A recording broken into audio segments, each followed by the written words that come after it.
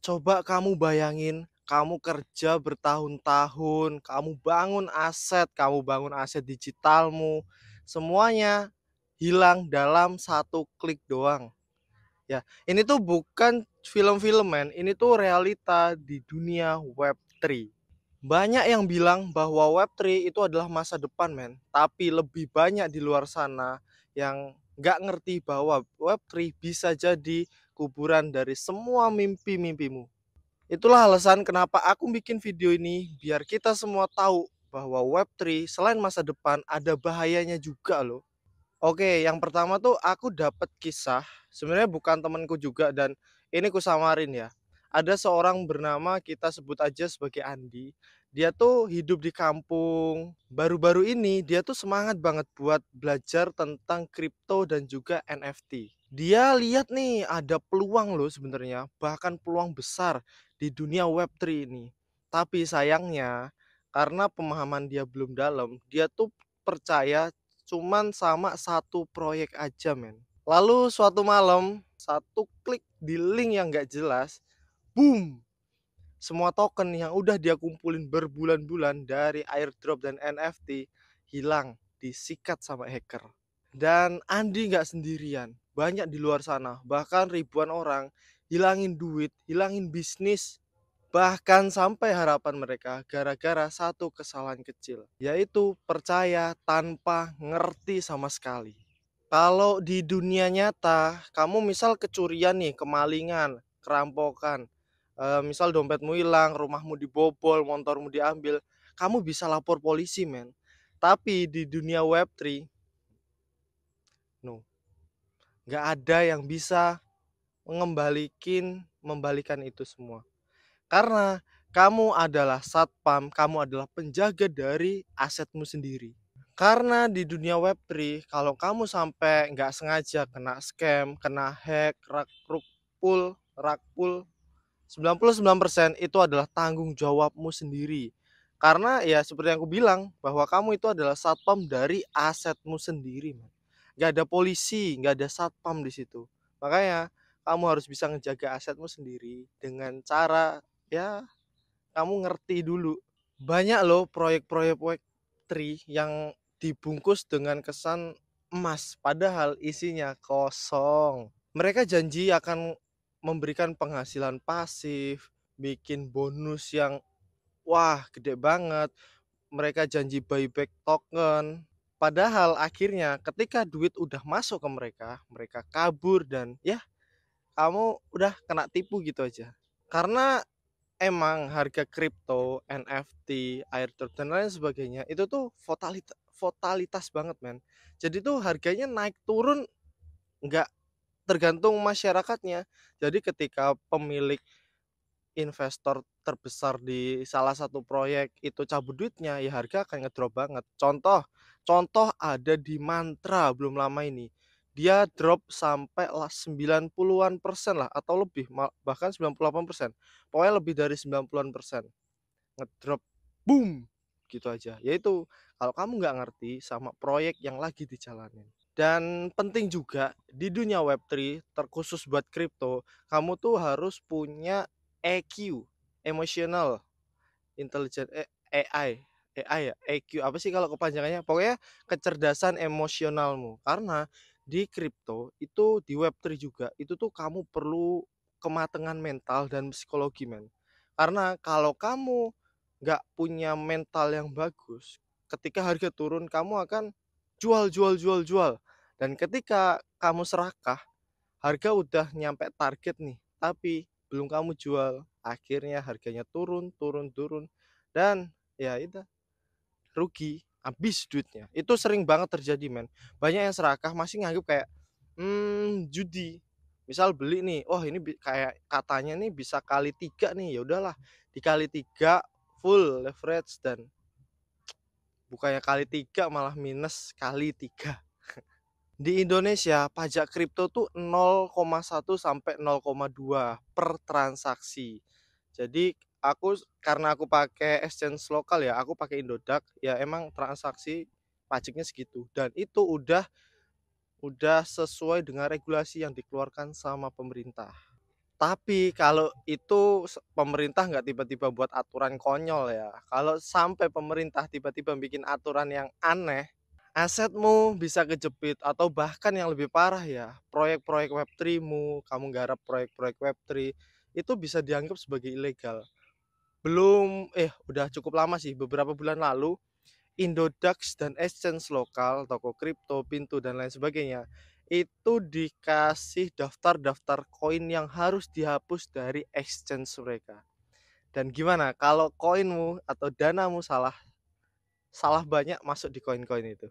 Hilang kan? Tapi ya pasti ada di pemberitahuan lah. Tapi ya itu tadi, apa yang ingin kamu dapat dari token yang udah kamu riset jauh-jauh hari, harus terbentur sama regulasi. Lalu jalan keluarnya dan pelindungnya apa buat ada di dunia Web3 ini? Yang pertama, kamu harus paham men sebelum percaya. Kamu tuh harus rajin buat riset proyek, riset white papernya, terus kamu juga harus tahu siapa tim di balik proyek-proyek itu. Setelah kamu tahu, kamu riset lagi nih. Misal kayak Ethereum ada Vitalik Buterin, kamu harus tahu portofolio dia, proyek-proyek yang udah dia garap, hasilnya kayak gimana. Apakah scam atau enggak. Tapi kalau yang proyek yang kamu pengen invest ternyata white papernya kayak terlalu dilebih-lebihkan, terus orang-orang yang ada di dalam juga samaran semua atau AI, hati-hati aja. Terus yang kedua, amanin aset kamu. Salah satu caranya gimana?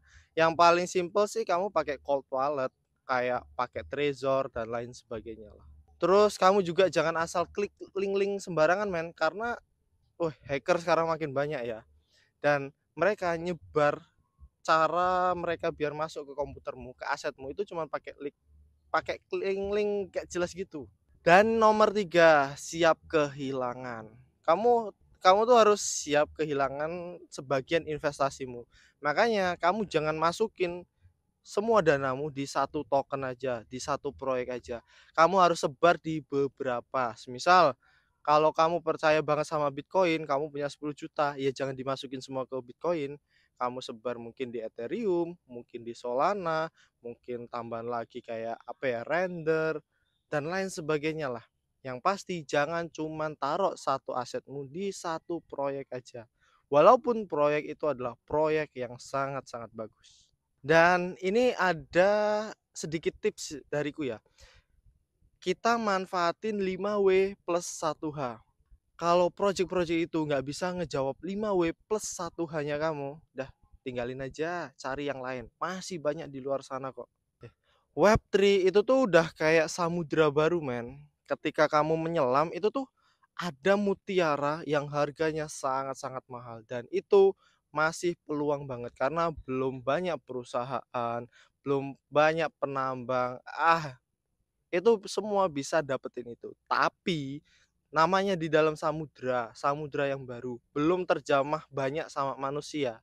Di sana masih banyak hewan-hewan buas kayak belut listrik, terus buaya laut, buaya air asin, terus hiu dan lain sebagainya. Semua binatang-binatang yang sangat berbahaya, semua juga hidup di sana. Kalau kamu menyelam ke situ tanpa persiapan apa-apa, ya udah, palingan kamu kena belut listrik, kena ubur-ubur, dimakan hiu, ya itu hilang. Tapi kalau kamu mau belajar dulu, mau belajar minimal belajar berenang, biar ketika kamu jatuh, ketika kamu menyelam, kamu tuh bisa menghindar.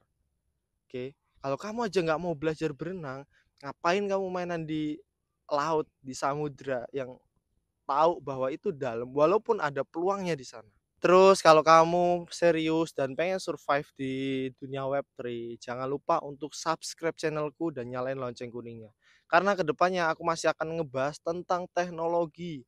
Banyak kok proyek Web3 kayak crypto, NFT, airdrop, dan nanti akan kuselipin sama AI. Dan seperti yang aku bilang tadi, aku tuh pengen ngebahas tentang cyber security karena itu tuh sesuatu yang sebenarnya penting banget. Percuma ketika aku analogin di sepak bola ya. Ketika kamu menyerang bisa dapat 5 gol. Percuma kalau pertahananmu kemasukan 6 gol. Nah, makanya cyber security adalah pertahanan kamu. untuk ngejaga biar kamu nggak kebobolan banyak atau bahkan clean sheet.